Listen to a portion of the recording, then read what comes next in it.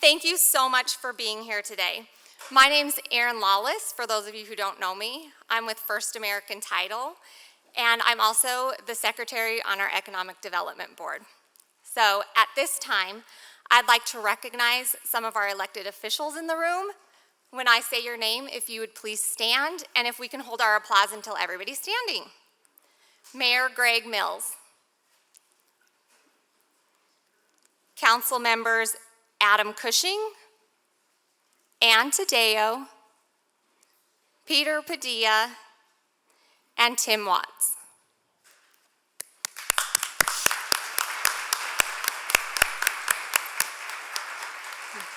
Thank you all for being here today. At this time, I'm going to turn it over to Patrick Huron with Brighton Economic Development. Thank you, Erin. Welcome, everybody. My name is Patrick Huron, the President and CEO of the Brighton Economic Development Corporation. Again, welcome, and thank you for joining us for the first ever Brighton Development Summit. I do want to thank our event sponsor, Erin, and First American Title for making this happen. Erin's been wanting to get this thing done over the last few years, and I'm glad we were finally able to get it off the ground. And we are very proud to have Erin as the secretary of the EDC board. She's great. We've got a great board. We've got a fantastic executive committee. Many of them are here today, so hopefully you'll get a chance to do some networking once we're done with the presentations. And I especially want to thank also our speakers for taking time out of their super busy schedules to be here. Thank you all for being here today. We've got a great lineup. You're going to learn a lot today, and each of them will have time for questions and answers toward the end of their presentations. Lastly, I want to mention, it's time for a shameless plug. I want to mention that the Brighton EDC is a 501c6 nonprofit. And I would invite anybody who's interested in learning how to potentially become a board member or an investor to reach out to me or anybody on the team. We'll happily tell you how you can do it. So look forward to hearing from some of you. With that, I'll turn it back over to Erin. Thank you, Patrick. Our keynote speaker today doesn't need an introduction, but I'm going to introduce him anyway. He is the president of Denver Metro Economic Development and executive vice president of the Denver Metro Chamber of Commerce. Please help me welcome my dear friend and fellow Brighton Bulldog, Ray Gonzalez. Good afternoon. Is it on? Can you hear me? No. Well, good afternoon, everyone. As mentioned, my name is Ray Gonzalez. It feels good to be back home. I'm a third generation Brighton native, and so it's been an honor to grow up in a wonderful community, one of the fastest growing communities, and it's really about the leaders that have really set the stage for future growth in Brighton. And I just want to congratulate all of you for really stepping up during the pandemic and really helping and assisting all the small business community members here in Brighton to really stay afloat during this pandemic. I also want to give a plug for Brighton Economic Development Corporation. I was once the president and CEO of Brighton Economic Development Corporation, and it's a significant organization that really plays a role in the future growth of our local economy. And so just to put a plug in, if you're not a member, become a member. We need more people active like you, really setting the stage and forecast for what's about to come. As mentioned, I am the former county manager of Adams County, and I was with Adams County for about 8 years. And during my time at the county, Adams County was #1 in job growth out of 377 largest counties in the U.S. And it was always our vision and our mission to stay in the top 5 through the pandemic. And it really, local communities and mayors really play a role in that. And so I just want to say that Adams County is still in the top 5, and they are growing. We are growing. I'm still an Adams County resident who just happened to take a new role as the president of Metro Denver Economic Development Corporation. Do I have, oh, it's up here. I have a slide deck. So Let me grab that. But one of the things about Metro Denver EDC, we are also a 501c6 organization. We are the largest privately funded economic development organization in the state. We like to say we're one organization with huge impact. And that's me. But we have been involved in several transformative projects. Just to name a few, the Denver Convention Center, Denver International Airport, Coors Field, and Light Rail Station. And so these are just to name a few of the major transformative projects that Metro Denver EDC was pretty instrumental in and working with our local partners to make happen. Our service area is 9 counties. As you can see, we represent over 66 communities, 2/3 of Colorado's population, and 3/4 of the state's GDP. Here's the good news. We are adding El Paso County to our service area. So Colorado Springs will be joining, and we will be known as a 10-county Metro Denver Economic Development region, which is a huge success, and it's been a long time coming. And so our partners in Colorado Springs are pretty excited. We will have a formal announcement in the next month or so. But we work in the service of the Colorado economy, and I just want to tell you that it is our role to make sure that the businesses that we've worked so hard to land in Colorado stay here. And so they are a priority for us. And so when we look, we have a diverse industry base. Right now we have 9 industry clusters that make up Colorado's economy. I'm proud to say we're adding 2 additional clusters, arts and culture and outdoor recreation, and we will be adding those 2 clusters in the month of June. We have a press conference scheduled, and all of our arts and culture and outdoor recreation partners will be part of that launch in June. And so these 11 really make up Colorado's economy in the Denver metro region. One of the major priorities is addressing the talent crisis. Just to give you perspective, currently, I know the unemployment data just was released last week, so the numbers might be a little off, but currently there are over 225,000 vacancies in Colorado right now. And there are only 125,000 people who are collecting an unemployment insurance benefit. So there's that talent gap. We don't have enough people for the jobs that we have here. And so we're taking a different approach in terms of how we look at economic development. And that approach is we're pivoting to people. We know companies follow talent. I mean, as you look at our site selection process and our pipeline, the decision makers are shifting from CEOs to chief human resource officers now, because it's important that if they're gonna make an investment and relocate into a region, they want to make sure that talent is there. And so we are launching, I'm proud to say, my colleague Amy here, Gutman is here with me. She and I have been spearheading a talent initiative that will address the immediate needs of our talent crisis. And so phase 1 will be to determine the supply of talent versus the demand of the economy. And so we were successful, we just found out, that we will get a one-time appropriation from the General Assembly in the amount of $5 million to help us launch this talent initiative in the Denver metro region. Yes. So what that will do, phase 1, it will really allow us to dive deep in, understand every single occupation within each of those 11 industry clusters. Then we're gonna pull all the skills that are needed for each of those occupations, all the credentials that are needed, all the degrees, everything. And then what we're gonna do is we're gonna take all of that data and we're going to give it to our higher education systems so that they could start establishing and designing customized programs that really meet the needs of all 11 industries, so that we're continuing to grow our pipeline of talent, and so that when we have individuals that graduate from a state-funded university or a state university, that they stay in Colorado and work in one of these 11 industry clusters. The other piece to this is a partnership with LinkedIn and Myers-Briggs. LinkedIn has a little over 950 million users. They're one of the largest social media platforms that exist. And what they have access to is real data. We all know that some people exaggerate on their skills on LinkedIn. But what we're most proud of is that we can actually have them pull data, real-time data, and give it to us based on our demand side. And then we could target by geofencing those people that might meet the immediate needs of these job vacancies. And that's the partnership of trying to attract more talent.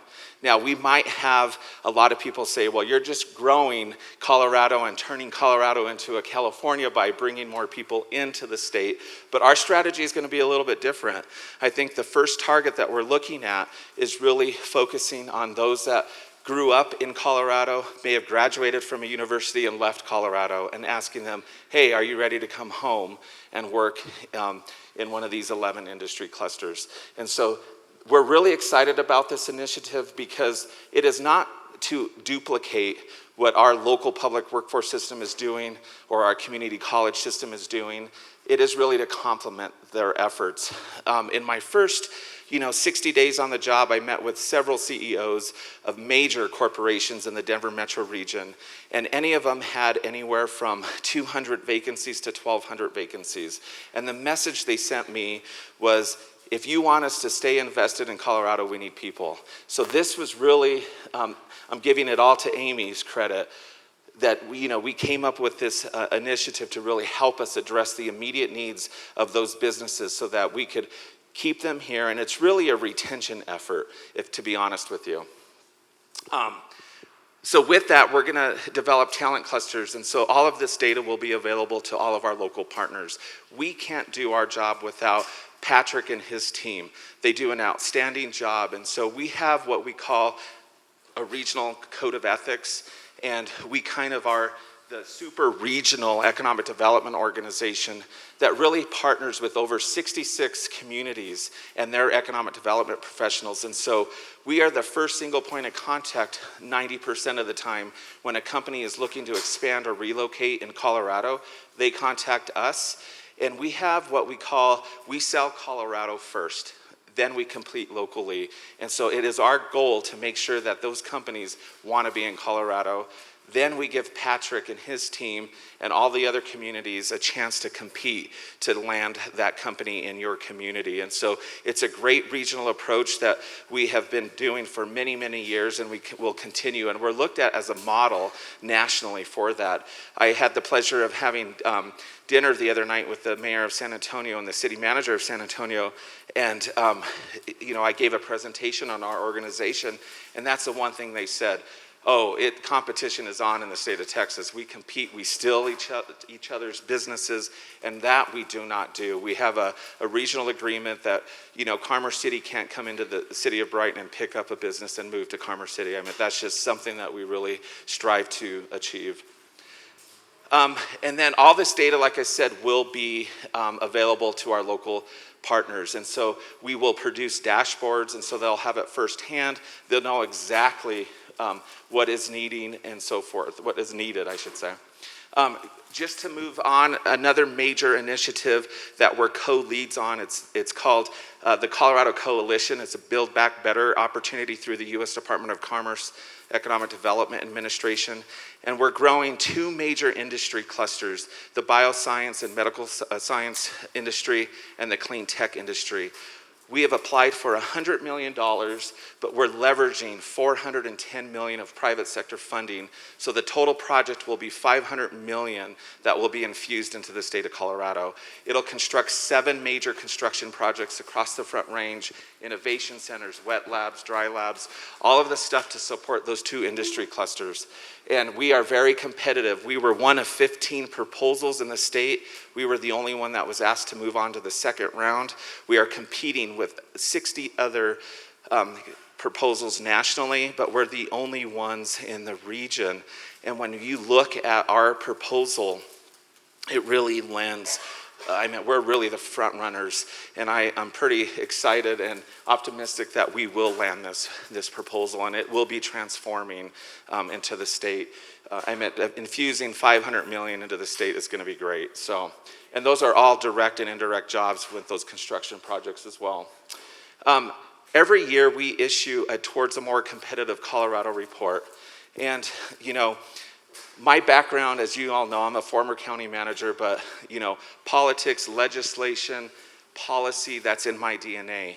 One of the major changes that we've made at the chamber, and I want to tell you this, not many of you probably don't know, but the Denver Metro Chamber of Commerce has been around 155 years this year.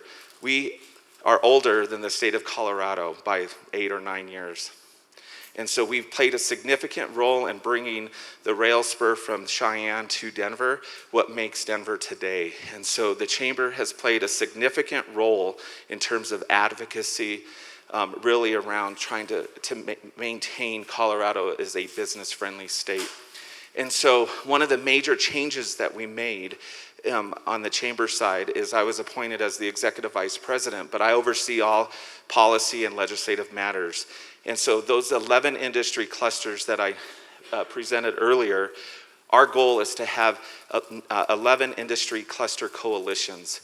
And we're modeling it after our aerospace coalition cluster. We have over 250 aerospace companies that serve as part of that coalition, and they advocate for policy that will support that industry. And so we're using that as an example. And so I'm pretty excited to have the policy and advocacy side under economic development because it plays a key role in terms of how we are looked at. And so every year, and we've been doing this for 20 years, we celebrated 20 years this year, we issue this Towards a More Competitive report. And what it does is it really looks and measures against 30 different economic indicators and how we stack up against our competitors. So these states here are what we consider our competitors. We lost Amazon H2Q to Virginia out here, and but that didn't stop us. I recruited Laura Rodriguez, who was working the deal of the Amazon for Virginia. Now she is my vice president of corporate attraction and economic competitiveness for Metro Denver. She's a Colorado native. She's a Colorado native, and we were able to bring her back. And so we're learning a lot from her because Virginia really is leading the way in a lot of economic development strategies. So these are the states. Utah is extremely competitive. I mean, we lose a lot of deals to Utah. And so we kind of look at different economic indicators. But the good news is that we've maintained top 10 ranking nationally of the 14 of 30, indicators. And so just to kind of give you economic vitality, Colorado employment fell by 134,000 jobs. I think I kind of already alluded to that. But here's the thing. Colorado has always attracted well-educated, productive workforce. And our ranking was number 9. But then again, if you continue to look, innovation, $2.3 billion nearly in 175 venture capital deals were awarded to Colorado companies. So we still remain pretty significant in terms of the top 10 rankings. Taxes, however, this I'd love to see change. We're in the top 25 states, but again, this is another area that we should probably see improvement. Another area really is livability. We don't have to sell Colorado that hard because it is a beautiful state. And we don't give a lot of state incentives. I mean, I think the total appropriation for the state is around $20 million total that they can give to companies who are looking to expand or relocate in Colorado. And that's not a lot because the governor of Texas could write a check of up to $300 million alone to entitle and give to a company to say, relocate your headquarters, here's $300 million to do so. We can't compete with that. And so quality of life is really important. It really does a good job of selling Colorado for us. We ranked, this is not something we're very proud of, but PK through 12, we ranked number 42 in terms of high school graduation rates. But I will tell you, the school district superintendents are doing a great job really trying to pivot and create career pathways to lead up to those 11 industry clusters. We've engaged them, and so this is a huge priority of the state to try to improve that ranking. Higher education. We actually rank the second most highly educated in the state is because we bring at least 50% of our population in from outside of the state. We don't do a good job of growing our own. And it starts with our high school graduation rates, and we don't do a good job of keeping those who stay for a post-secondary education here either. They leave. And so the conversation has changed now. And so, now that economic development is like pivoting to people. We have participated in several roundtable discussions with these key leaders who are making these decisions to say, we've got to start changing and start focusing on those other 50% of folks that have lived here, and we need to put priority on them as well. We're the lowest obesity rate and the second highest participation in physical activities in the country. We're an outdoor, look at our backyard. We have the Rocky Mountains, we have tons of different opportunities, and you'll see companies like VF Corporation who've made a huge commitment to Colorado because of this. And so we're very proud of those partners. Infrastructure, transportation funding remains a challenge, as we all know. Just my previous role, it is a challenge. And it's something that we need to address as a state. A lot of the ARP funding, this is not a political comment, but when we received $100 million of ARP funding from the feds at Adams County, my recommendation was we need to invest 100% of that into infrastructure. And they are the elected officials voted by the people, but they chose not to. But we need to start making some significant investments because our roads, our bridges are critical, and our transportation corridors are critical. Adams County has 5 major highways that intersect in Adams County. We truly are the transportation hub. So when you fly into Denver International Airport, you're actually flying into Adams County. And so that transportation network is critical, and so we need to start investing more in transportation. Again, this is just a recap of some of the challenges. I'm not going to go through it. I'm going to stop there. Actually, this is my last slide. Public policy is the greatest risk to Colorado economy. And my opening letter to the More Towards Competitive Colorado report really was a letter to the state legislature, the General Assembly, saying, before you make a decision, before you introduce legislation, before you even cast a vote, make sure that you're thinking of your neighbor. Can they retain their job or get a job based on the legislation that you're proposing? Because I will tell you, Colorado dropped 18 positions in business friendliness from 11th to 29th. And when J.J. Ament, the CEO of the chamber, provided testimony at the General Assembly, 10 minutes later, after he announced that, he received a call from the governor and said, what? Not under my belt. What do we need to do to change that? And again, it goes back to public policy is the greatest risk to the Colorado economy. And so it's really important that we keep that in mind when we're making public policy decisions. So I'm going to stop there, and I'll open it up for any questions. I think there's another mic if you have any questions.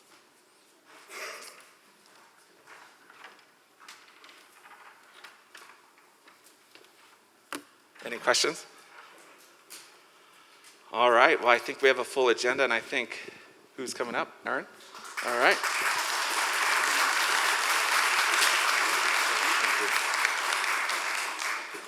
So we had another elected official join us that I'd like to recognize, Steve Odoricio.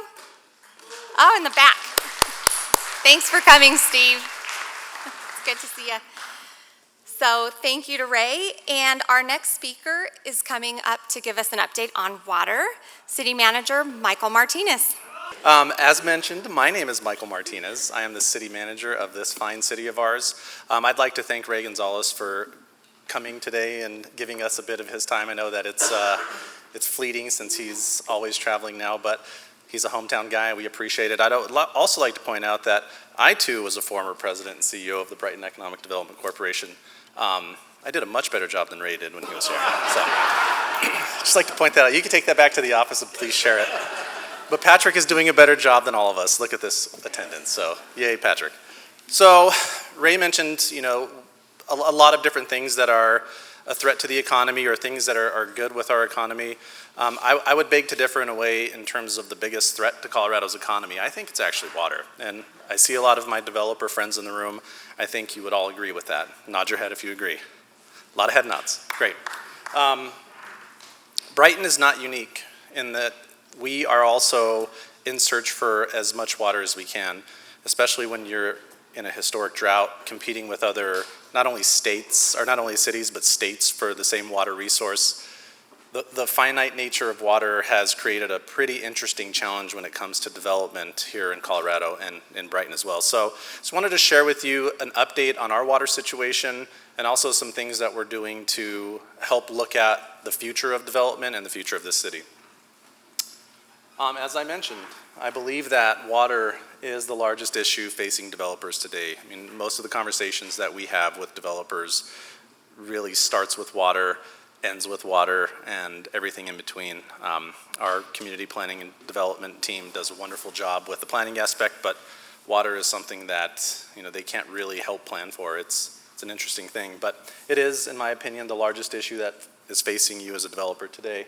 A lot of cities are trying to get creative with how they address the water situation. Many of you have probably heard that Aurora is looking at not allowing front yards for new developments. How interesting would that be to see thousands of homes looking like Arizona? But that really is the future of residential development if we can't get this water situation figured out. So interesting measures taken not only in Colorado, but throughout the nation. Brighton was one of the first municipalities, and we got beat up a lot over it, for requesting that developers bring your own water. So for those of you that aren't familiar, there's two ways that we provide water to a development. One is what we call fee in lieu, where you can pay us a fee in lieu of having to bring water shares. The other is the developer goes out and purchases water shares, then brings them to us, and we go through the whole process of changing those over so they can be used in Brighton. It's probably the wave of the future for a lot of cities like Brighton who don't have a huge water portfolio to begin with. If we had a water portfolio, if we were forward thinking like Denver was 80 years ago, that might be a better option. But cities like ours, where we didn't plan on being what we are today, didn't allow us the opportunity to grow in a way that we should have with our water portfolio. So it puts us in a bind, but I think that you'll start to see a lot more cities adopt that type of policies. There are other cities who are just going into moratoriums when it comes to water. You can't develop over a certain amount of units, or you can't develop over a certain amount of square feet. And again, that is absolutely a threat to development and economic development, and we don't want to see that. So at the city, we're thinking about how we can situate ourselves better today so that we can continue to grow like we are today into the future. We've faced this challenge for years. Like I mentioned, this isn't something new.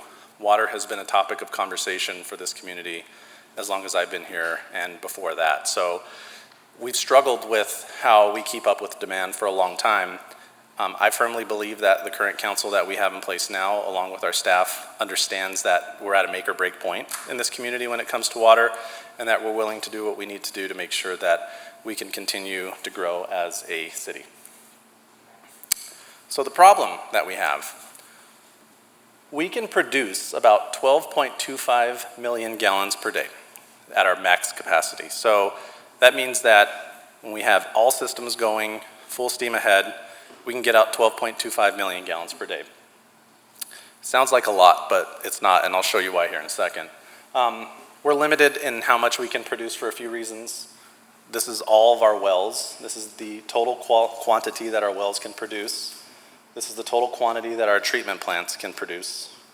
Our infrastructure's old. We have 30-year-old plus infrastructure. So again, at the time when we built some of this stuff, we didn't think Brighton was gonna be a city of 40,000, much less 60 to 70 to 80,000 that we can be over the next 20 to 30 years.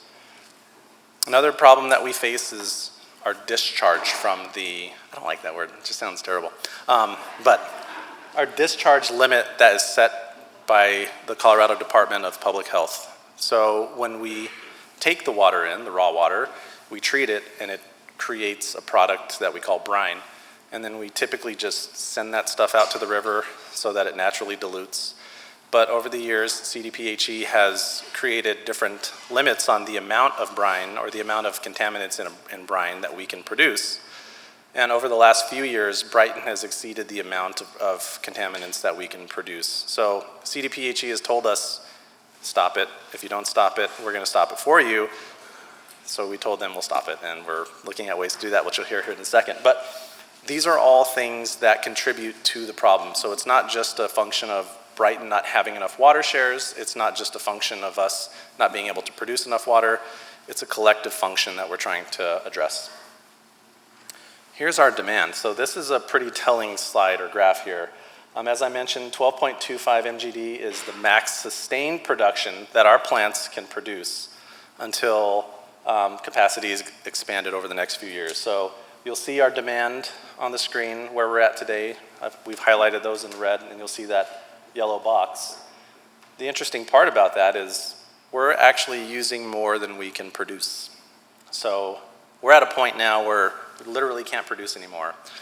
The analogy that our team uses is our plants aren't necessarily built to continue to produce 12.25 million gallons per day. It's like running a car at 125 miles an hour, 24 hours a day, basically. It's just unsustainable. Your engine will go out, and at a certain point, things happen. So we're well aware of that, but this is really a telling thing. If you look at our growth trajectory, we're not going to stop growing, unfortunately. I mean, there could be a time where we have to stop growing because we can't produce enough water, and as you see on the screen, that could be a real reality very soon. But the yellow box that you see is the total amount of water that we can actually give out. So on top of the 12.2 MGD that we can produce, we also have reached out to a few of our partners, Denver Water, South Adams, City of Westminster, the City of Thornton, to come up with some innovative ways to get us additional water. So thankfully, we have some options that get us to where we need to be for the next 2 or 3 years, but ultimately, we won't have that ability once we continue to grow over the next 3. So where does that happen? Why do we have such a big water issue? The graph on the screen is a representation of how our water usage happens. So you'll notice from January to basically March, we're not using a ton. Our indoor water use is roughly 2.5 million gallons per year. So if we're not watering lawns and we don't have other things, we can sustain that for a real long time. But when we get to outdoor seasonal irrigation, that's where we start to see a problem, right? We're just dumping all that water onto lawns and we don't get that back. And as you see up top, our max daily water production, we're exceeding that with our current irrigation season. Again, this is our max daily demand. This was last year, so there were days where we absolutely exceeded our 12 MGD capacity. So this was really the alarm, or sounding the siren, if you will, of problems. We knew that we were, for the first time, getting to a point where we were using more water than we can produce. Holly will talk about this here in a second as well, but our residential growth, as you see, has been pretty interesting. We've had a lot of single family and a lot of multifamily, all of which are water users. But notice the single family home development over the past 10 years or so, it's been pretty significant. Even if you look at it the past 20 years, it's even more significant. But Holly will share some more with you here in a second. This goes to show you that the amount of growth is just, it continues to happen, right? We're not seeing a slowdown. We saw a tiny bit of a slowdown from the early 2000s, but it continues to happen. And here's just an idea of our population growth. On average, we're growing about 3% a year. Some years better, some years a little worse, but 3% is our general average. If we continue at that clip, over the next 20 years or so, we'll probably get to that 60,000 mark. If we have above average years, we'll get to that 90,000 mark quicker than we expect. And our slow growth area, we still expect to hit 55,000 over the next 20 to 30 years. So we really have to plan for all of these scenarios when we're thinking about what water means to us moving forward. So you know the challenge. We have an issue with our water production, right? So our biggest goal is to get through the next 3 summers of peak demand until construction of the new water treatment plant is complete. In order for us to do that, we need to evaluate all of our funding sources to complete the appropriate infrastructure and treatment for non-potable water. So what that means is we need to figure out a way to pay for a $180 million water treatment plant. We are working currently on designing a new water treatment plant. So we're at roughly the 30% design phase with that. Originally, as you'll see, we had built it a little undersized, or we had contemplated doing something a little smaller, but understanding now that growth is going to happen, we've decided to make a water treatment plant that is something that we can sustain for the next 20 to 30 years. But until we can get that plant on board, we have to do a lot of things in order to not hit peak demand every day, since we're continuing to grow. One of those things is education to the public, right? How can we help you be better water users? So we've done things like hire a conservation person in the city who will actually come out to residents and help them set their sprinklers to get them to not use water every single day on their lawns, which a lot of us do. We've converted a lot of our fields to AstroTurf, a lot of the city sports fields, including our baseball facility, which is just recently, we had 2 recently done last week.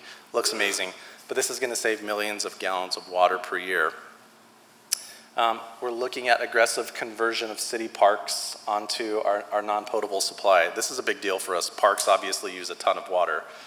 If we can not use treated water, water that comes through a treatment plant, to water our parks, it will be much better off, and it's also cheaper for our residents too. So we have excellent partners in our development community, some of you in the room today, who've helped us figure out how we can build a better water, a non-potable water infrastructure in our community. But this is, I think most cities will have to look at something like this. We're doing the same. And as I mentioned, we have a couple of interconnects with South Adams. We have one with Thornton as well to help us get additional water. We've done some things internally as well. So we've looked at our older infrastructure and put some new wheels on it until the wheels go bald, so to speak. We're getting additional, about 500,000 to 1 million gallons additional per day based on some tweaks that we've made at the water treatment facility.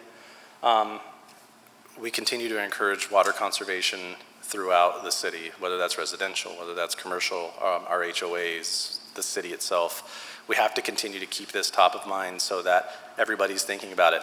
Ironically, as I was getting ready this morning, I left the water running, and my wife reminded me that, don't you read Facebook? The city of Brighton tells you that you shouldn't be doing that. I'm not making that up. I promise that is a true story. But what happens if we get to a point where people aren't voluntarily doing these things, or if we're continuing to see capacity? We definitely don't want to talk about water restrictions, and our goal is to not do that. So we really haven't gone down that path yet. Could that happen? Sure. I mean, it's just reasonable, right? If we get to a point where we can't produce enough water, we have to start thinking about what measures are necessary. So the big news is, like I mentioned, we're working on a water treatment plant, and this will be the biggest municipal project in the history of our city if we get this funded and complete. Originally, we contemplated a 4 million gallon per day increase. So as you can imagine, going back to what I was showing you, 4 million gallons a day sounds great, but as we know now, it's probably not going to get us to where we need to be. It was originally contemplated as a $100 million project-ish, give or take. But with our brine situation, it ends up being roughly $130, $140 million project that only gets us maximum 10 years. One of the things we've done over the last 6 months, along with council, is think about what we need to do not only for the next 10 years, but for the next 20 plus. And our council has allowed us to start design of a 10 million gallon water treatment facility that gets us to a total of 22 MGD. So that is tremendous. That gets us to where we need to be. We won't have to talk about water for a real long time. And it's ironic because the cost is roughly the same. If we look at doing different types of water treatment, the cost still roughly is $150 million. I mean, that goes up, of course, as inflation goes up, as the cost of everything goes up, but original estimate was right around $150. So it's a no-brainer, right? We have to do this. We have to do something that gets us not 10 years, but at least 20. And we think this is the way out of all of our development problems for the foreseeable future. So we are happy that we have come up with solutions. A few of the next steps that we're working on, council will have some tough decisions here in the next few months. We have to figure out a way to pay for this, right? We can't build it for free.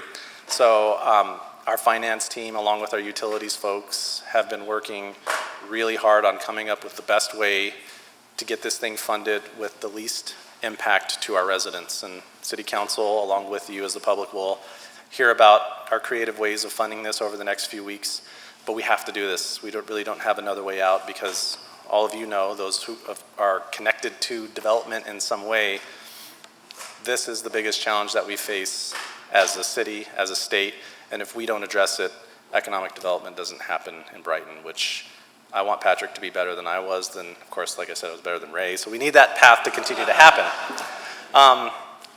With that, I'm happy to answer any questions. Do you want to bring the microphone up? Okay, lots of questions.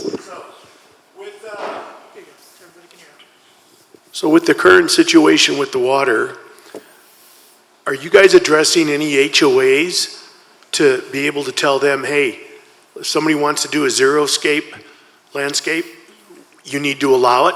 Yep. I know my neighborhood wasn't allowing it. So a few things. Our state legislature has taken that up over the last few years too, because you're right. There are residents who want to do something that doesn't fall within their covenant or their HOA. The state legislature is starting to allow that at some level, but the city also has to allow that too, right? And so we have actually come up with a few different ways. We've adopted different plans over the last 2 years to help with things like that. I'll let Holly, our community planning and development director, who will be up after me, talk a little bit more about that. But yes, we know that that's something that we have to do. We're also considering a turf buyback program where if you want a xeriscape, there may be a way that the city can help you with buying back your turf to allow you to have more funds for xeriscaping. How is that? The turf buyback? Any of it, the xeriscaping as well as the turf buyback? Potentially this year. I mean, we still have a lot of conversations to happen at the city level and at the council level, but if it's a priority, it can happen relatively quickly.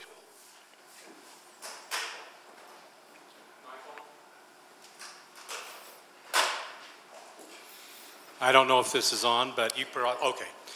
You talked almost the entire presentation about process. What about product? Do we have the ability to get the water when we can treat so many more millions of gallons? Great question. We actually, as I mentioned in the beginning, we don't necessarily have a water portfolio issue in that we have enough water shares to get us to where we need. Of course, we're going to have to continue to buy more.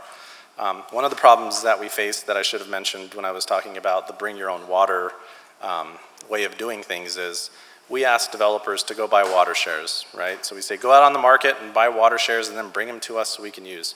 At the same time, the city goes out and bids for the same water shares, driving up the cost.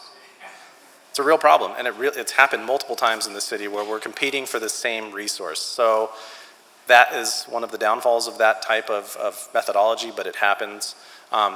We are absolutely, and this is a council priority, we are continuing to purchase as much water as we can for this community because we know that even though we have enough today that we can actually use, that won't be the case in 10 years. Any other questions?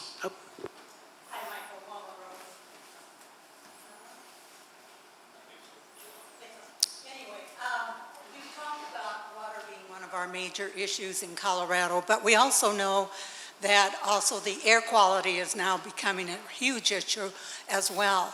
And when we change from going to hardscapes rather to natural materials in our lawns and in our landscape, then we create more issues with the pollution.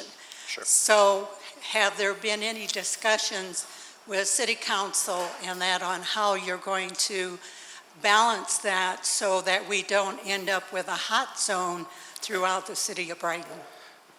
Very good point. You know, we have had discussions about that. We've had a lot of contemplation about that. I'm trying to get one thing done at a time. Otherwise, my brain's going to explode. So I'm trying to pick these things off as a priority. No, but you're right. I think that that is a part of the discussion that we have to continue to have because obviously there are unintended consequences of trying to do the right thing sometimes. I know our state legislature is also taking that up as well, looking at the cause and effect of that type of thing. So we're a little bit reactionary with the air pollution situation, but it's something that we'll have to continue to work on as we get our water treatment plant up and ready or moving forward and start to implement some more of the conservation efforts that we have. But it's a very good point. We have one last question over here. Is there an equivalency for either water dedication by the developer and or tap fees for multifamily where you don't have lawns and as much exterior? There is, yeah. We calculate basically all of the scenarios, whether you have an irrigation, whether you have your multifamily. Yeah, there's a calculation that goes into it, basically a single family equivalent, as we call it. So yeah, it'll be different from your single family homes to multifamily to commercial. There's a pretty long list of different ways that we quantify the amount of water that you need to bring. Okay, thank you. Thank you all, I appreciate it.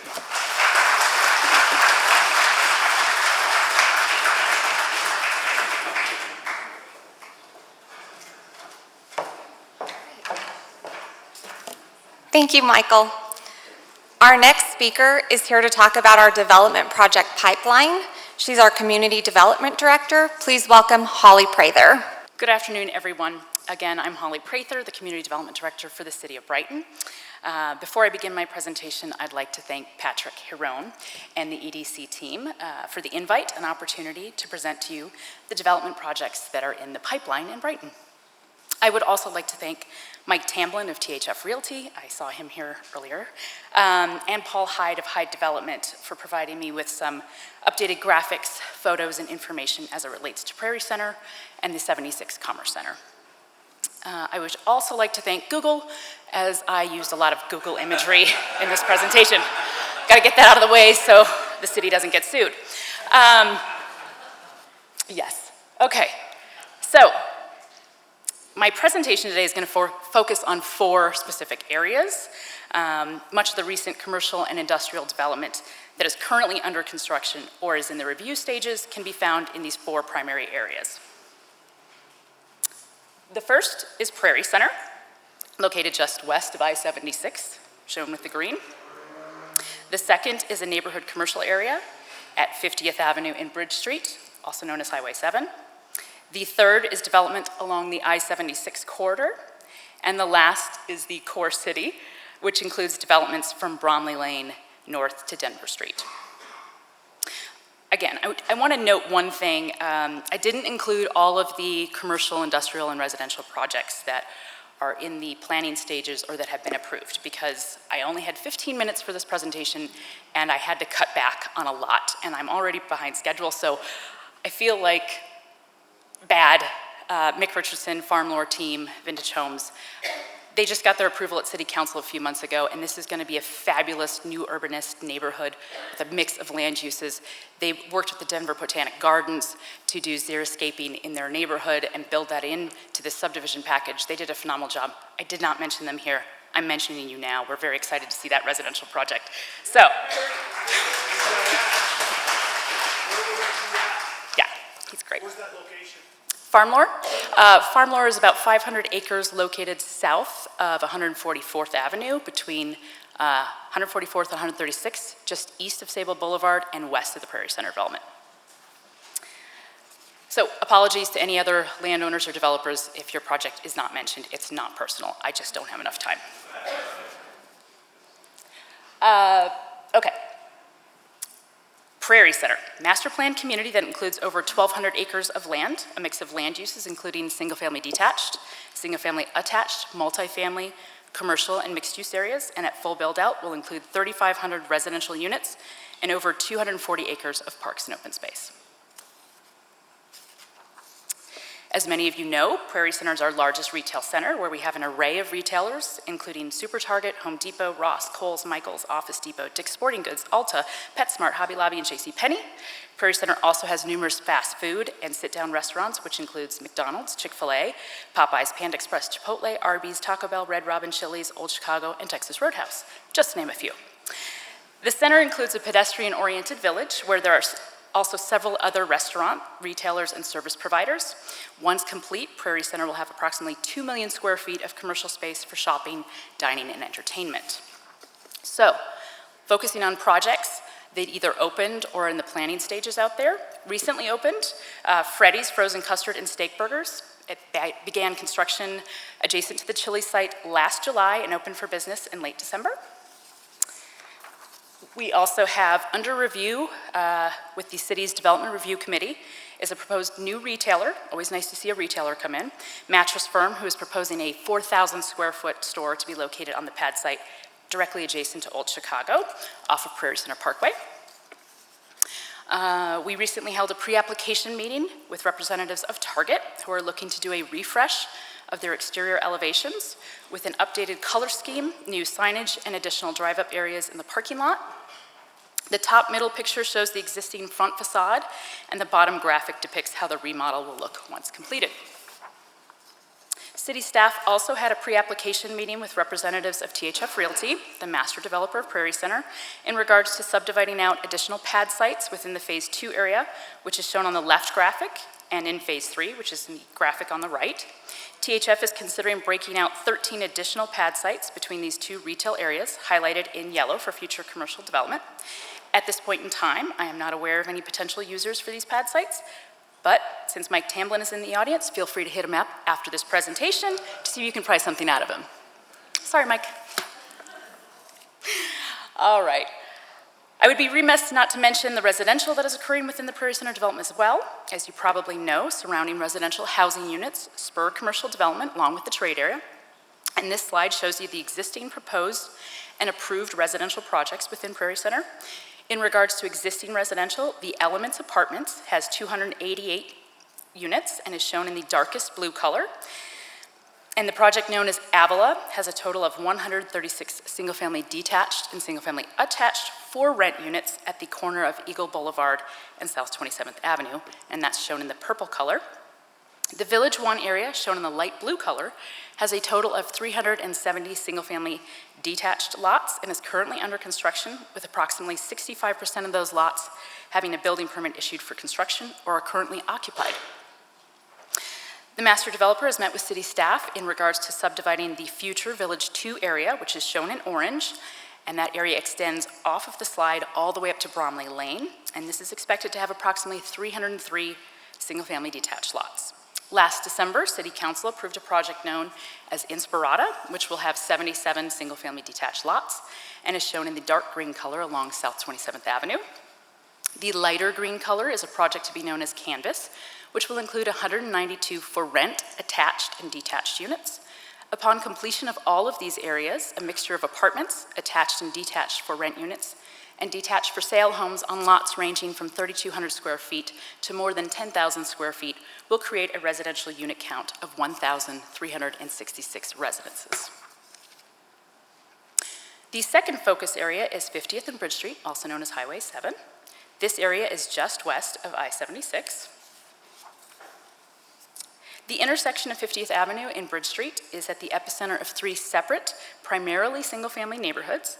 The northeast corner of the intersection includes a newer King Soopers, inline tenant spaces, and 6 pad sites with only 1 remaining.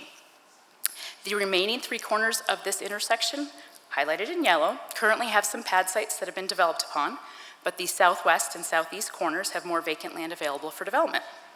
We expect the development surrounding this intersection to be built out as a full-service neighborhood commercial area within the next couple of years. The next few slides will highlight projects at the northwest, southwest, and southeast corners. Starting at the northwest corner, Murphy Express opened at the end of January and is the second location in Brighton. There's one off of Bromley Lane and Fulton. Under construction at the main entrance off of 50th Avenue, just north of Bowie Drive, is the Platte Valley Medical Group Medical Office Building by SCL Health. This is an approximate 14,000 square foot, 1-story building that began construction in August of last year. And I spoke to a member of SCL Health, and they said they're expecting an opening in June, so that's very exciting. Also under construction and across from the Platte Valley Medical Office Building is an approximate 5,000 square foot O'Reilly Auto Parts store. And lastly, a 4,000 square foot McDonald's with dual drive-through lanes was issued a permit for construction in March and will be located between the existing Taco Bell and the recently opened Murphy Express. We also have the 2 remaining pad sites at the northwest corner of 50th and Bridge under review. The first is a proposed Heartland Dental Office with an approximate square footage of 4,300. And the last pad site under review at this corner is for a Superstar car wash, which is proposed just north of the existing Bank of Colorado. Currently, the southwest corner of 50th and Bridge has a 7-Eleven, Jiffy Lube, a Les Schwab Tire Center, and the Learning Express. The city's Development Review Committee is currently reviewing plans for a 7,300 square foot auto zone at the westernmost pad site along Mount Bierstadt Street. If this project should end up being constructed, it will leave 1 remaining vacant pad site directly at the southwest corner of Bridge and 50th. However, that pad site is large enough that it could be subdivided into 2. And for the southeast corner, this corner already has a CubeSmart storage facility off of 50th Avenue, and over the last couple of years, city staff has seen various development proposals for the remainder of the property. Most recently, we had a national chain pharmacy interested in the direct corner location, but no definitive plans or users have been determined at this time. We expect that once construction on the other 2 corners builds out, this corner will pique a lot of interest and development will likely occur quickly. All right, so also focusing on some residential around this intersection. What's been approved so far and is under construction, the first is Brighton Crossing, filing number 7, shown in the dark blue, kind of in the middle of the slide there. This has been subdivided for 372 single-family lots. There's also 2 sites within that subdivision, one for single-family attached product, up to 131 units, and a multifamily site up to 418 units. Moving on to Pearson Park, which is in purple and is on the farthest right of this slide. That is also under construction. Richmond built in the first phase, and now LGI is building out. And that's 311 lots. Homestead, larger lot subdivision, minimum lot size of 20,000 square feet. That is in the light blue color at the top of this graphic, and that's 92 single-family detached lots. The last project under construction is the Vistas at Donaldson Park, which is a 288-unit multifamily project in the orange color located in the Brighton East Farms neighborhood. And we have several in plan review right now that are being proposed, and the first one is Brighton Crossing, filing number 6, which is at the southeast corner of 40th and Bridge Street in the lighter shade of green. That is 263 lots, it's all single family. And then we have Brighton Crossing, filing number 2 in the darker green, adjacent to the Pearson Park in purple, and that has 95 lots, single family detached. Okay, next focus area is the I-76 corridor. Many of you have seen the 76 Commerce Center complex just east of I-76 between Bridge Street and Baseline Road. Original plans included 5 industrial sites, but users expressed a desire for outdoor storage, and the developer Hyde Development amended their development plans with the city to remove a building site to incorporate in the needs of their tenants. I should note that this project was recognized at the 2021 NAIOP Awards. It's an event that honors the best of the best in Colorado's real estate industry, and the 76 Commerce Center project took 2nd place in the awards for Best Industrial Project. I happen to think Brighton is really fortunate to have such a high-quality industrial development in our community, and kudos to Paul and his team for their award. Okay, building number 5, the building farthest to the right on this graphic, is over 260,000 square feet and is 100% leased to Walmart, Sigma, and Great Plains. Building number 4 to the left of building number 5 is 350,000 square feet, is also 100% leased to Outrider and Farmers Business Network. Building number 3, kind of in the middle of the graphic, is a building of over 500,000 square feet. This was completed recently in the 4th quarter of 2022, and there are currently several lease proposals out, and they expect to fill this quickly. And lastly is building number 1, shown in the highlighted yellow area, and that is currently under construction. This building will be 546,000 square feet and is expected to be completed in January of 2023. This project will have an access point off the I-76 frontage road and Bridge Street. Once this building is complete, the 76 Commerce Center development will have reached full build-out. Moving south along the I-76 corridor, currently under review at the southeast corner of I-76 and Bridge, is another industrial project known as Lovett 76. Lovett 76 is on approximately 41 acres of land and will include 1 large industrial building, over 600,000 square feet. The building will have a 36-foot clear height and 143 exterior door docks, and is expected to be complete in 2023 as well, and pre-leasing has already begun on this property. Farther south along the I-76 corridor at the northeast corner of 144th Avenue, also known as Eagle Boulevard, and the on-off ramp of I-76, construction will soon commence for a Maverick fueling facility and convenience store. Someone's excited about that. Must drive on that all the time and need a gas station. Moving on to the last focus area, the core city. I am referring to the core in this presentation as an area generally located from and along US 85 out to Chambers Road and from Bromley Lane north to Brighton Street. The first project under construction is the much anticipated Natural Grocers at the southwest corner of Bromley Lane and South 8th Avenue. For many years, residents have asked community development staff, and I'm sure EDC as well, and their council members, when are we gonna get a Sprouts, a Whole Foods, a Vitamin Cottage, or a Natural Grocers? And it's finally happening. This 13,000 square foot retailer will provide Brighton residents with the dietary supplements, pasture-based dairy, and organic produce that are the staples of all natural grocers. And I'm surprised no one's yelling or jumping up and down for that one. Okay, yay! Okay, great. The other project currently under construction in the core is a new 40,000 square foot industrial building at the current independent rebuild specialist site, which is generally at the northwest corner of Bridge and 85. Currently under review with the city near the northwest corner of US 85 and Bromley Lane is a small infill development for 5 inline retail shops, which will be situated in the parking area off of Cooner Road in front of the existing ARC thrift store. We have found that infilling existing expansive parking areas for commercial shopping centers often works well, and the Panda Express at this very same shopping center is a really good example of that, along with the Jack in the Box in front of Walmart. I mean, these are expansive areas of asphalt, and so it's great when the commercial developer realizes it's wasteful, and then they split that off and allow an opportunity for infill development to happen. So we like to see this sort of thing. The last project I'll highlight is the future redevelopment of the northeast corner of US 85 and Bromley Lane, known as South Main. Over the last couple of years, we've had a few varying proposals for this site, and nothing has been finalized at this time, but the plans do still include at least one site for a drive-through restaurant and will incorporate some level of gateway signage. The Urban Renewal Authority owns the site, which was formerly an auto dealership, and the redevelopment, once completed, should provide thoughtful architecture, hardscape, and landscape details to this primary entrance into our community. Moving on from development projects that are in the pipeline in Brighton, I did want to make sure you're all aware of our new interactive development map. This is a screenshot of the GIS map that you can go to online at the website address at the bottom of the screen. This interactive map will allow you to find out the status of development projects by development type, that being commercial, residential, industrial, application type, whether it's under construction, whether it's going to a public hearing, whether it's a staff review. You can also search by location, you can search by project name.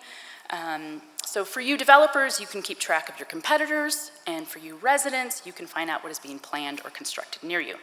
So please go check it out when you have a moment, as I'm sure you'll find it really informative. And that concludes my presentation. My contact information is located on this slide at the bottom. If you would like any additional information, shoot me an email. And I thank you all for your time this afternoon, and I'm looking forward to any questions you might have. Thanks.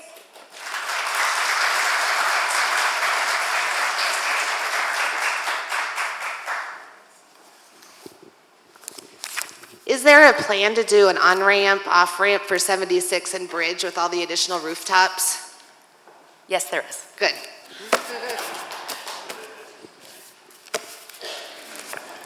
What are we doing to address more restaurants? There's not enough restaurants in the Brighton area.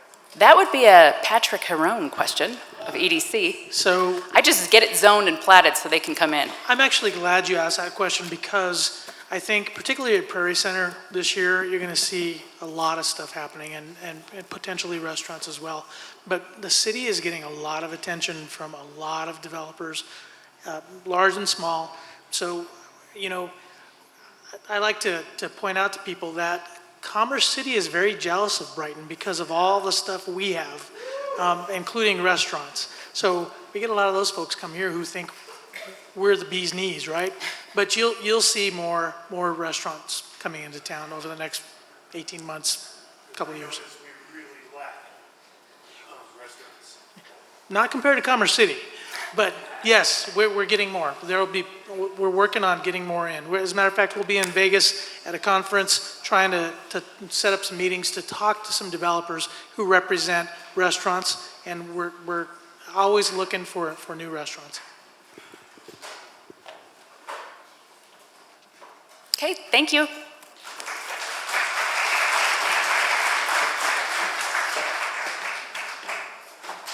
Thank you, Holly. Our last speaker of the day, here with a market update, is Senior Director of Zonda's Western Region, John Covert. All right, good afternoon. Thanks for having me, excited to be here. More importantly, who's excited to see some more housing stats and charts and graphs? Yes, because that's what I'm all about. I'm all about data, so let me explain a little bit about who we are and what we do to give you a little context before I give you my presentation. So Zonda is a market research and consulting firm for the home building industry, so most of our clients are builders and developers, the banks and the financial institutions that finance the development and the vertical construction of a lot of these housing projects we've been talking about. In fact, I was sitting in the back of the room listening to Michael and Holly give their presentations. And to date myself a little bit, when I first started with Zonda almost 22 years ago, I did one of the first market studies for Brighton Crossing when it was still conceptual at that point. So I've been doing this a long time, excited to be here.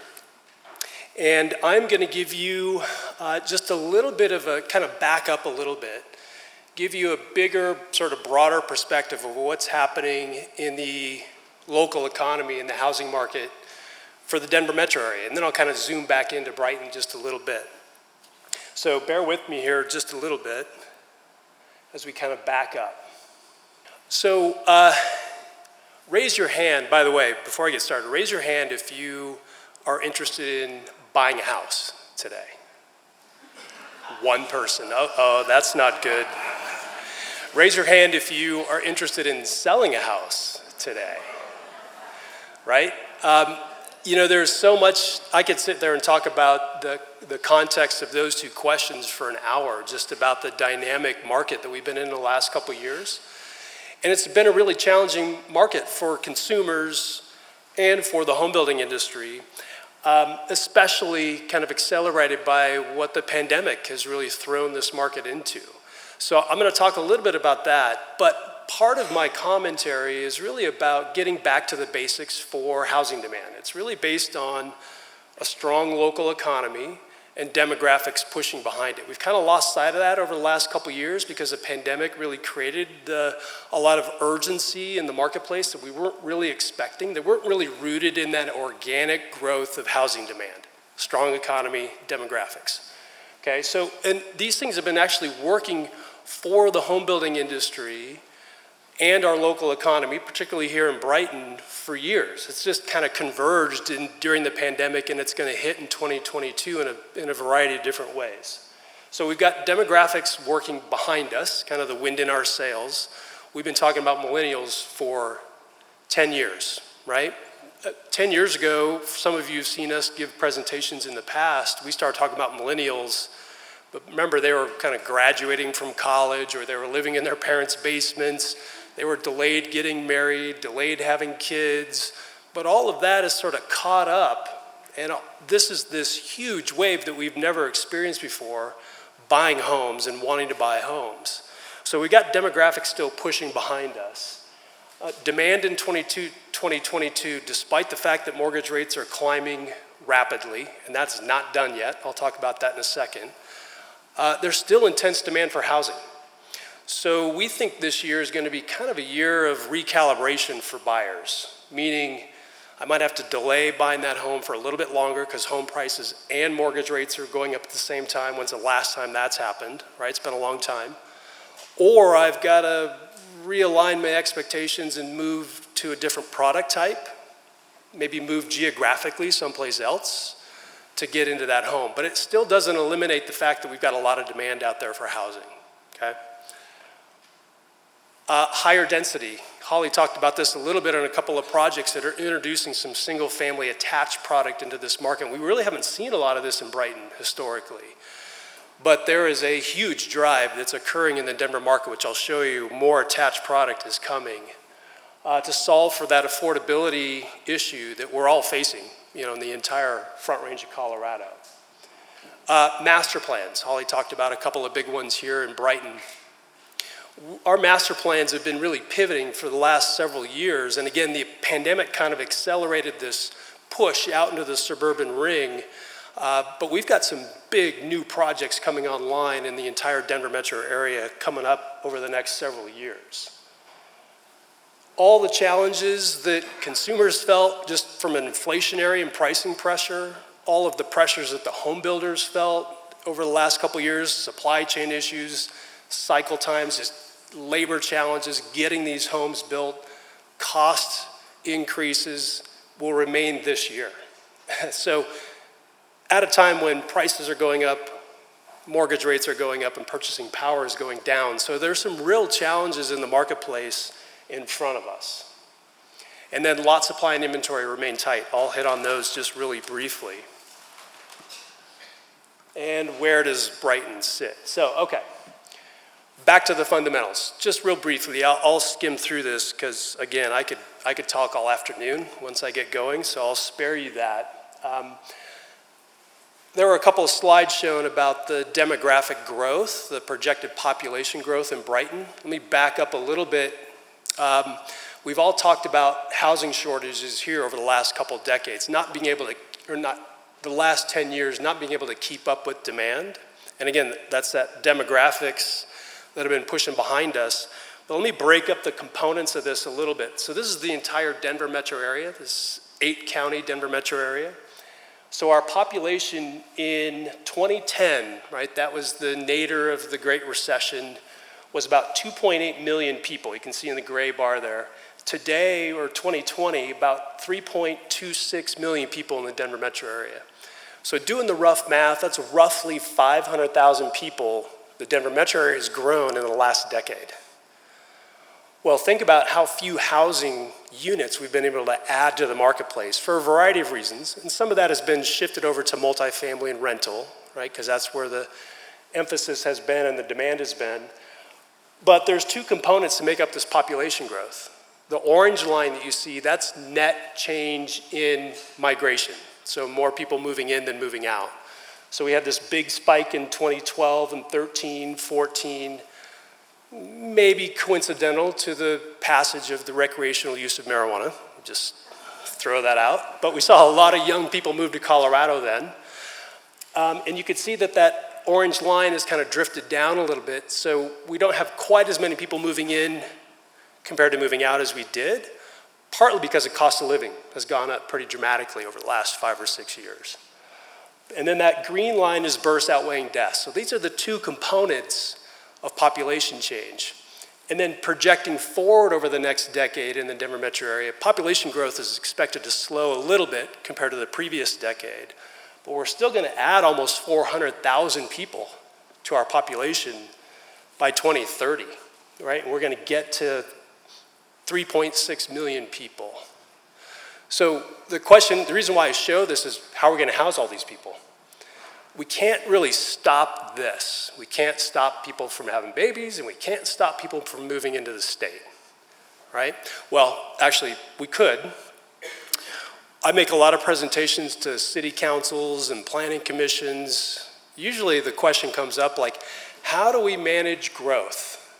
And usually what I say is, look, the challenge is a lot of the emphasis gets put on housing, a lot of NIMBYism, sort of anti-growth sentiment. If you want to stop that, don't stop housing, stop creating new jobs. That'll have a pretty direct impact of what kind of housing you create.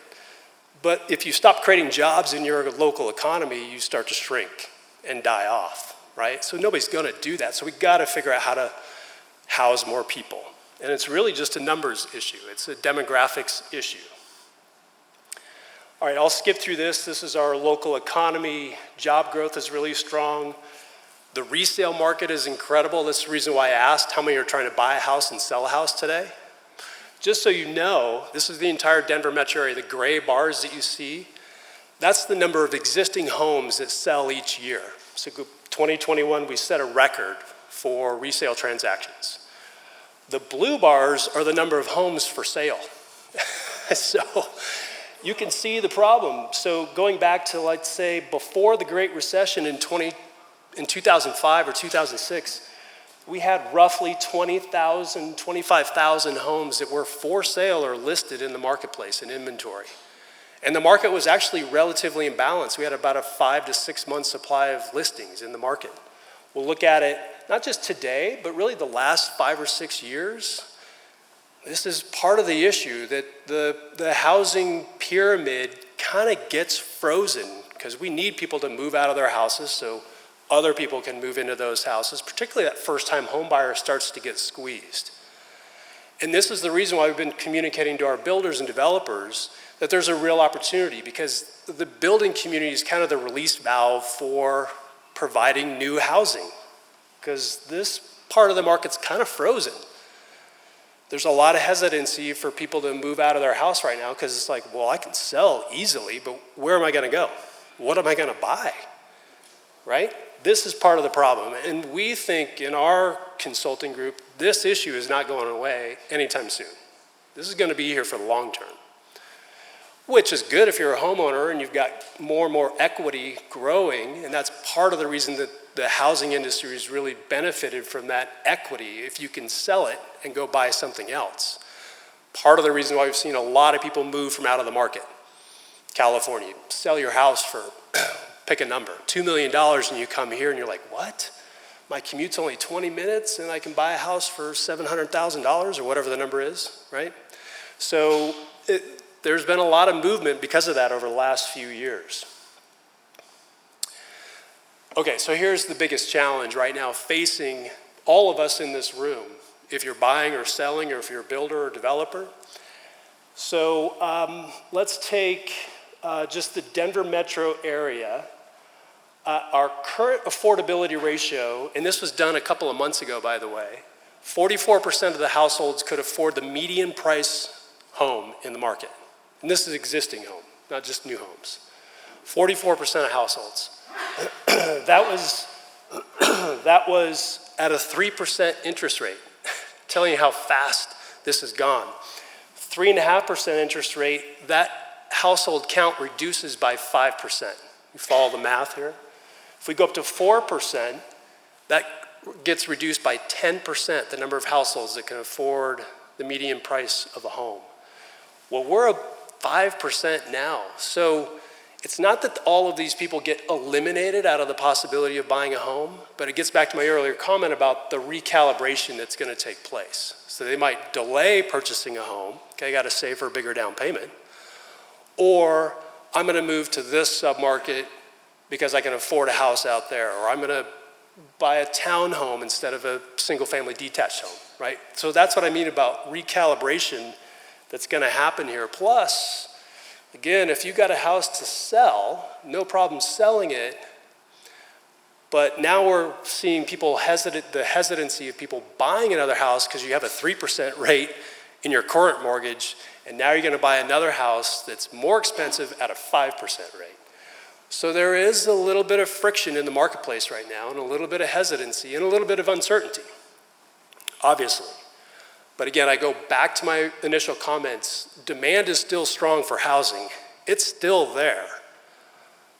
So we think that that's still the wind in the sails of this household formation and housing development that's going forward over the next decade. Okay. All these challenges still remain. So here's the issue, one of the issues. Remember I talked about the population growth over the last decade. So this is peak of housing starts for the entire Front Range of Colorado. This is the data that we collect in our shop. So the Denver metro area is the purple bars that you see. Northern Colorado is Larimer and Weld, and the gold bars, and then the light blue is Colorado Springs at the bottom. So you can see we kind of peaked back in 2005 and 2006, over 20,000 housing starts in the Denver metro area before the Great Recession. Well, we're only 68% of the way back to our previous peak, while we've added over 500,000 people to our population. You see the problem here, right?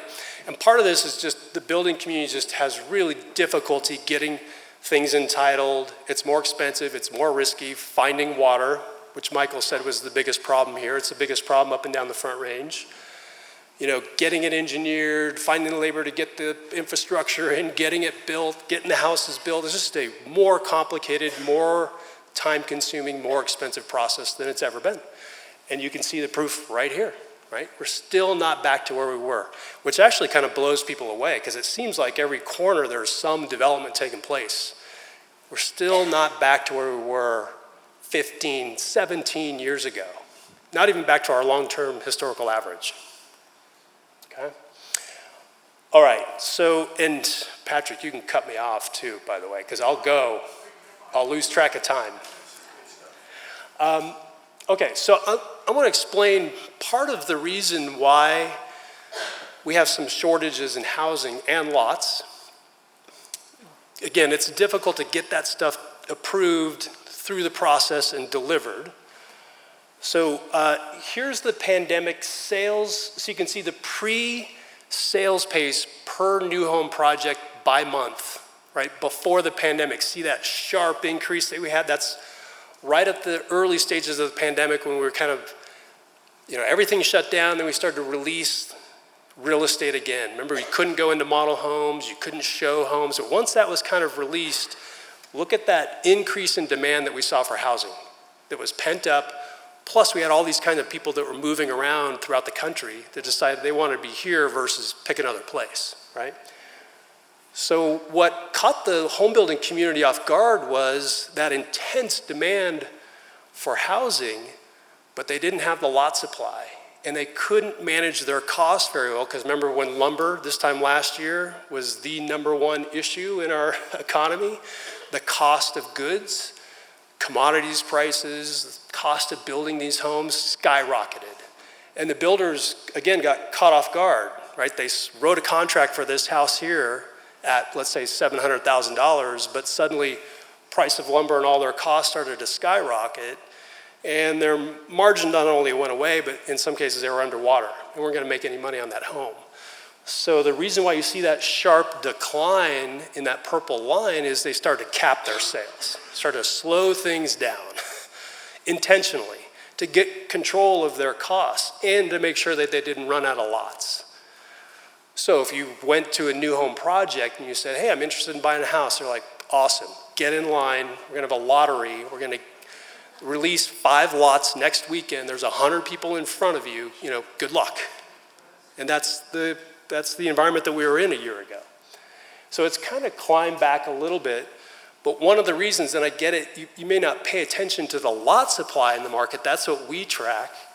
So the light blue lines that you see here is by county. You can see Adams County, kind of the bottom third of this graph, is the number of opened new home projects for the year in 2021. The dark blue bar is the number of closed projects in 2021. So you can see the problem that the builders are running into, right? Had suddenly all this demand, they were closing out of projects way faster than they were introducing new projects. That's why they had to kind of slow things down, so they wouldn't run out of lots, okay? So, lot supply. So we're at about a 14-month lot supply at the end of the year for the entire Denver metro area. And just to put that in context, Holly certainly knows better than me, Michael, people on staff, you know, how long does it take something to get submitted, you know, annexed, zoned, entitled, developed. You know, it varies by jurisdiction, but is that a 2-year process? You know, roughly. It's 10 years in Boulder.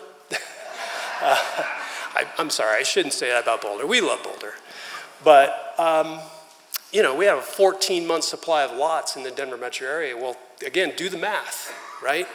This is why land costs have skyrocketed, which of course is the direct correlation to home prices in this market. So it's fees, it's water, it's land, everything's pushing up to try to balance all of those inputs is really challenging right now. So we have a shortage of lots among everything else in our economy right now. Inventory, I'll skip through. It's a tight inventory market. To me, this is fascinating. I could sit here and talk about this graph the whole time. I mean, it's pretty basic, but I think it's also fairly telling. So this is annual starts going back the last 5 or 6 years, and you can see the trend. What are the obvious trends? It's suburban, it's the suburban ring, right? The 470 corridor. So look at Adams County, the massive increase we've had just year over year, but just trend-wise over the last handful of years about the intense growth that this county is experiencing. Some of that's around DIA, of course. That's where kind of the big new communities are all at. But look at Douglas County. You know, it's over 4,000 housing starts in Douglas County, just behind Colorado Springs for the #1, or El Paso County for the #1 county for housing starts. So again, intense demand out in the suburban ring, which are primarily dominated by big master plan communities, okay? Which I'll get to here in a second. So higher density, it's here to stay. So about a third, that purple line that you see, that's the Denver metro area. About 33% of all of our new home construction in the Denver metro area is townhomes, duplexes, paired homes. Condos really don't factor in the equation anymore. Too much construction defect liability, higher insurance, so the builders have largely left that behind. Most are now going into that townhome duplex, and you're going to start to see more of that here in Brighton because that's a more market-wide accepted product now. It didn't used to be. Now it is. It's just an affordability issue. So we're seeing all kinds of different product types in that space enter the market. You know, it's really great product. It's innovative product. It looks good. It lives good as well. And again, there's market acceptance for it. Three-story detached homes. Any of you seen these? If you haven't, probably the closest project to go see, there's a couple of them. Go down to Painted Prairie, just south of the airport. 3-story rooftop decks. You know, again, you can see the green bars on the right. We didn't build any of those homes 7, 8 years ago. Now look how many homes we're building. 3-story detached homes. These are on roughly 30 to 35 foot wide lots with rooftop decks, many of them. And it used to be, when we first started to see this product, it was really an affordability issue. Oakwood Homes, for example, at Reunion or Green Valley Ranch. 3-story carriage product, which was really widely accepted because it was generally more affordable. But now we're pushing into $1 million 3-story detached homes in high density communities. Amazing. Okay, real quickly, master plan communities. I know it's kind of challenging to see here, but all the gray dots that you see, they're kind of grayed out. These are legacy master plan communities that have closed out over the last 2 years or are going to be closing out over the next couple of years. You know, think Central Park is a good example. Broadlands and Broomfield, right? Brighton Crossing eventually will close down. Bromley Park is a good example. Like big master plan communities, legacy communities that have been built in previous decades.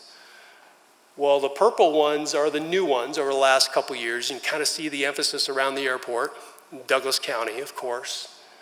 But these have been in place for quite some time now, and they all kind of look and feel a little bit different. So the fact that we used to develop master plan communities with 7,000 square foot lots, 10,000 square foot lots, those days are gone.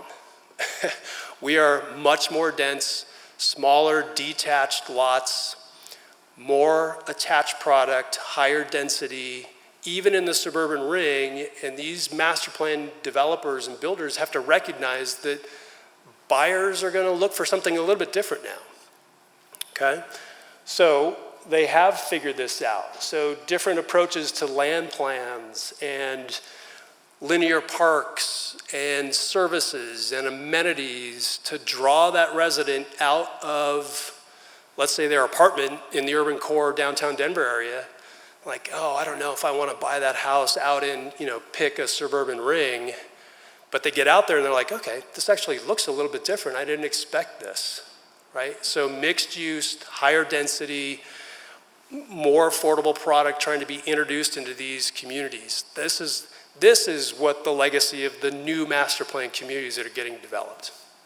Okay? They just look different and feel different. And then, just as I was walking in, farm lore was being discussed. So these are the additional master plan communities that we expect them to see their first home closings this year and next year. So again, you can see kind of where that emphasis is on that 470 corridor. There's a lot of big projects that are coming. Okay. I'm going to blow through these fairly quickly. You got a little dose of what's happening in Brighton, and those guys know it certainly better than I do. But I wanted to look at our data. We're tracking lots, inventory, housing starts, closings, product, floor plans, all that stuff. So generally, this kind of lines up with, I think it was Holly, or maybe it was Michael that was talking about the historical permits in Brighton. So I might have drawn the line a little bit wonky, but I think I got most of Brighton in here. But you can see kind of that last 20-year trend, but also the market share of Brighton relative to the entire Denver metro area.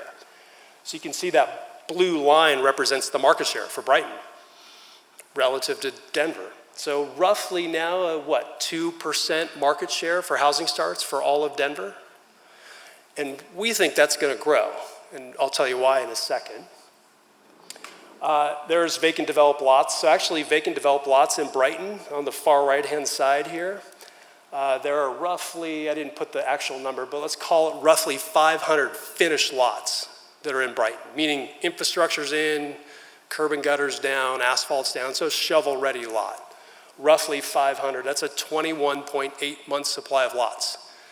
So there's actually more lots on the ground here to increase that housing starts production versus, remember the rest of the Denver metro area was roughly a year supply of lots.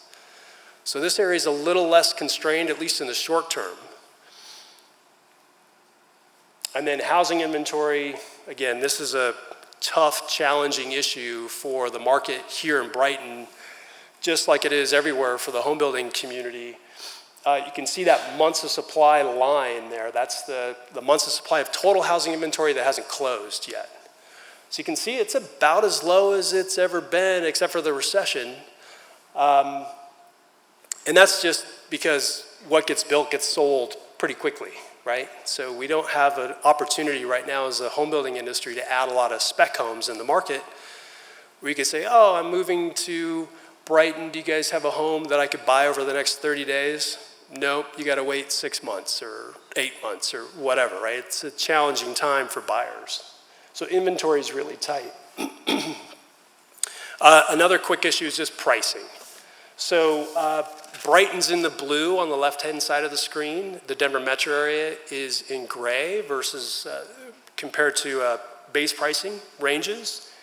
So you can look at how concentrated Brighton single-family detached home pricing is in that $400,000 to $600,000 price point.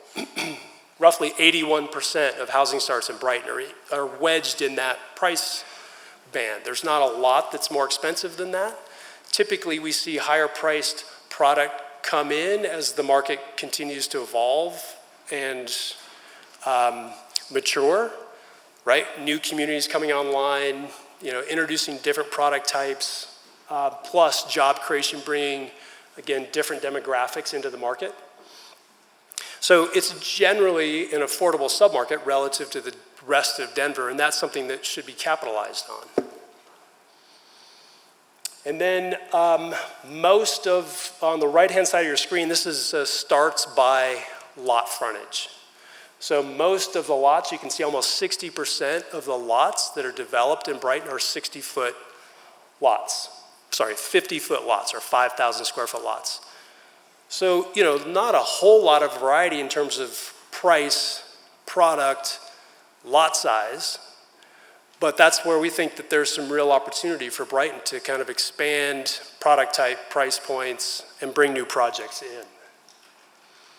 And then lastly, this is all the future lots. So this could be conceptual lots, but also platted and approved lots that just aren't developed yet. So we're tracking in our system for Brighton roughly 11,000. So this, again, this could be Prairie Center, even all their conceptual stuff that hasn't materialized yet. But that represents roughly 6% of all the future lots in Denver. So remember, it was 2% of the housing starts were in Brighton, but you got 6% of the future lot supply. So the point is that Brighton has carrying capacity to grow where some of these areas don't. And you might have an entitlement process that's a little bit easier and faster than some of the other jurisdictions that are competing for some of these projects, right? Which is why, one of the reasons maybe why your lot supply is at a higher level than the Denver metro area. Okay. Final thoughts. That's so close that my eyes are having a hard time to adjust what I actually typed out. I'm like, what did I type? The very bottom point, though, is that Brighton remains in the path of growth. I mean, we can only grow a few different places in the Denver metro area. And we know when you drive around Denver or the Denver International Airport area, how much intense growth is happening out there. But you go up the I-76, I-85 corridor, North I-25, South I-25 into Douglas County. These are obviously the pathways to growth. And it's, can we accommodate that growth? Do you have the capacity to grow? And at what product, what price? So there's a real opportunity for Brighton to kind of figure out what do we want to be going forward, okay? Because it's going to change. I do think the next to the last bullet point, due to the confluence of rising rates and home prices, 2022, 2023 will likely be those years for recalibration. There's going to be some bumpy times ahead. We've been talking to our builders about really this year, it might actually be a pretty good year for builders of home closings, but the last 6 months of this year, we knew interest rates were going up. We just didn't know how much and how fast, and they're not done. The Fed has really indicated this is their monetary policy going forward to kind of get control of inflation, and one way to do that is raise rates. They're probably too late. They probably started it too late. So that's why interest rates are rising so quickly, and we think they're going to go higher. So that has, a cooling effect on that demand, but what it does is it delays it. It just pushes it out a little bit further. It doesn't mean it goes away, okay? So this market is going to continue to grow despite the fact that we've got this sort of turbulent volatility in front of us, okay? All right, and then I would say that just the market is shifting. There's a lot of really interesting dynamics that are taking place in the broader Denver market right now that make for this a really interesting time for the home building industry. So with that, I'm not sure, are we going to pass these slides out or to people that attend, Patrick? Or because my contact info is up here if you want to reach out and talk about this. Yeah, we can share those. Yeah, happy to. And if you're able, we can take a few questions. Yeah, sure. Any questions, observations, disagreements? See, I was right. Like, you guys got overly excited about housing stats that you're just like, oh my God, get me out of here. I had lunch and then housing stats. But thank you for the time and attention. Appreciate it.